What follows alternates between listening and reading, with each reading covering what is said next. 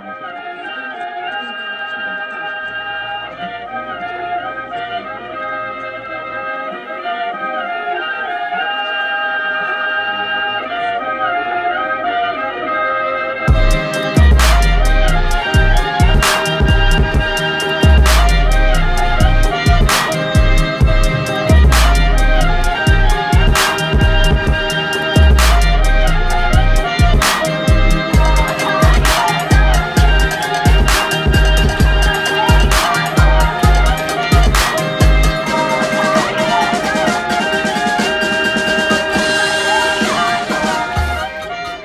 like the idea of always having an income.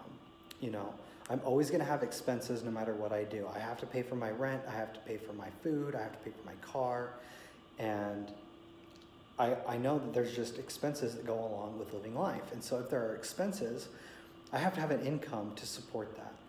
And so I like the idea of having a day job initially that I can depend on that meets all of those responsibilities. And if you're married, maybe it's you and your spouse that both have to be working.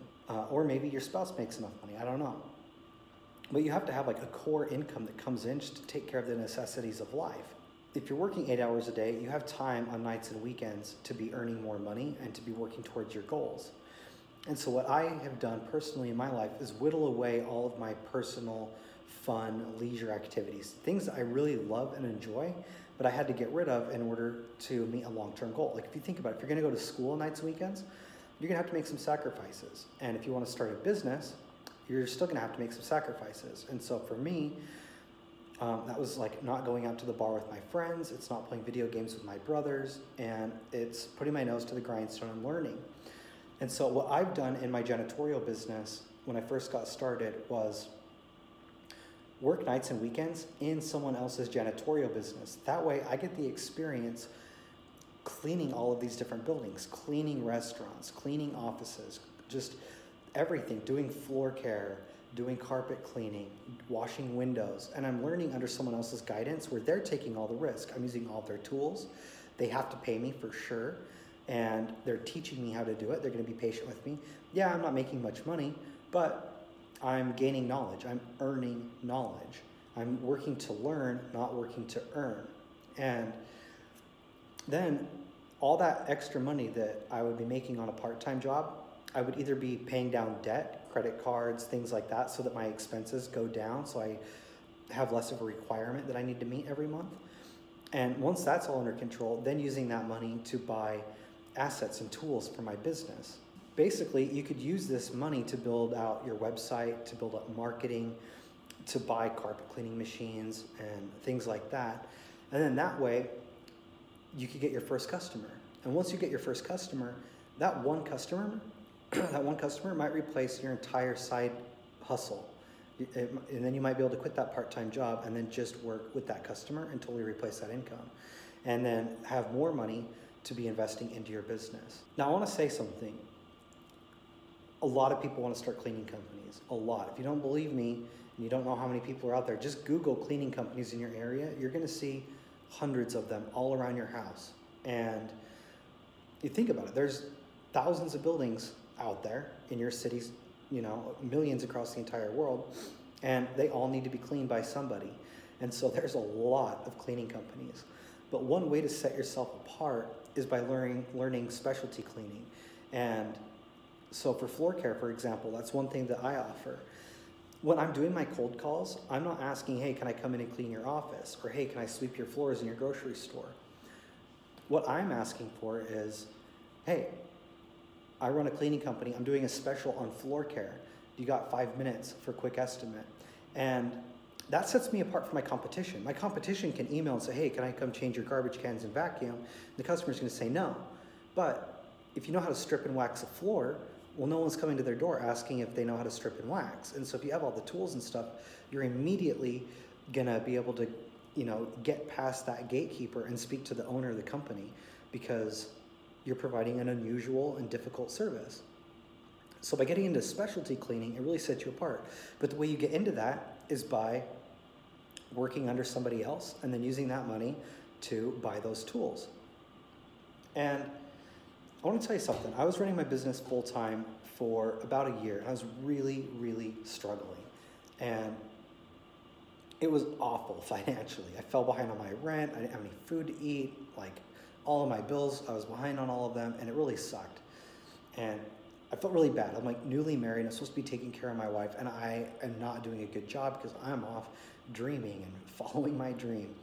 And it was a very dark time. And so what I did was I had to go out and get a new job.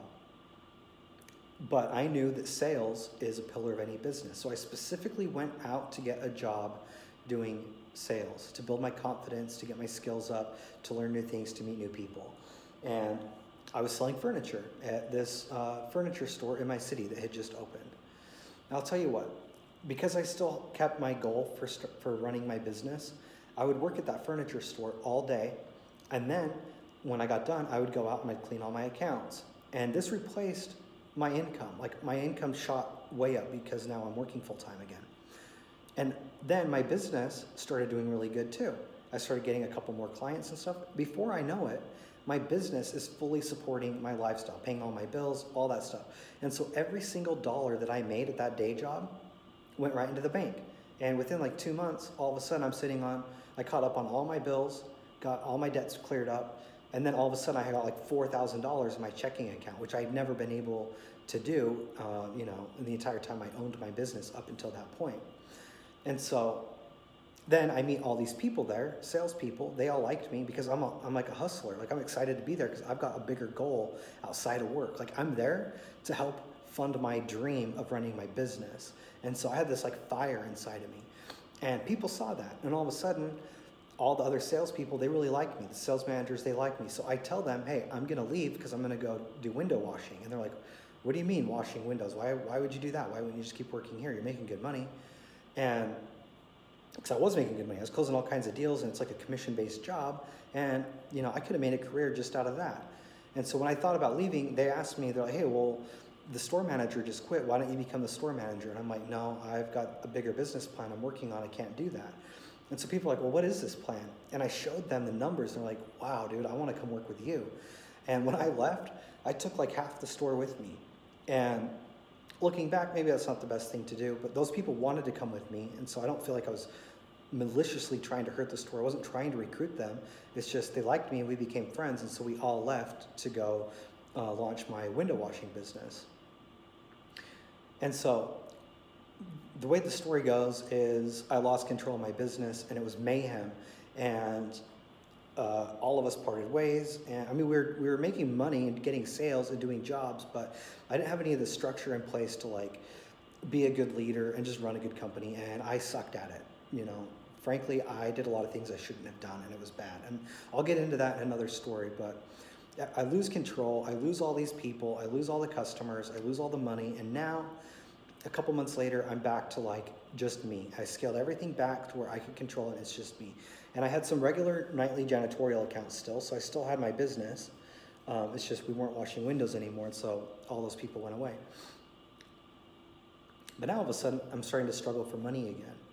And instead of waiting another year, waiting for things to get bad, I remembered that lesson of going and getting a day job and how much that helped me, and how that $4,000 cushion that I built up in 2 months was like a really good thing to experience. So this time, I was confident in my sales skills, so I didn't need to go get another sales job, but I wanted to work on my floor care abilities.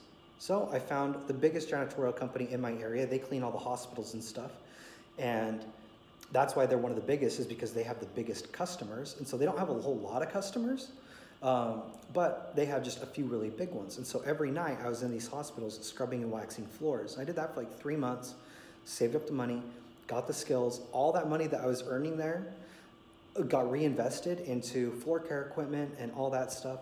And so I quit that job. Like once I did that for like 3 months, and I had the ability, and now I had all the tools and the stability in my life, then I was ready to go out and try again. And that's when I added floor care.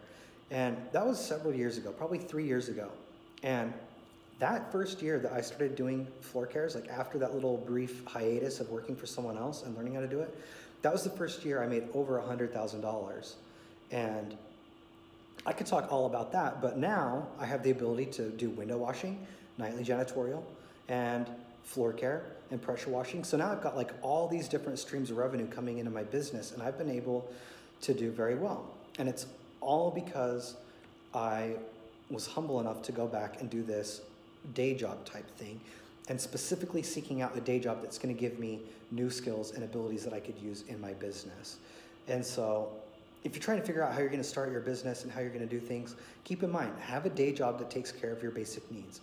Then work part-time for someone else in the industry that you're trying to get into. There's nothing wrong with that, especially if you know that down the road, that's what you want to do going forward. There's no harm in that. Even if you're a part-time janitor, you're making minimum wage, you're not working to earn, you're working to learn, right? And then just reinvest that money into your company and things will just go up and up and up.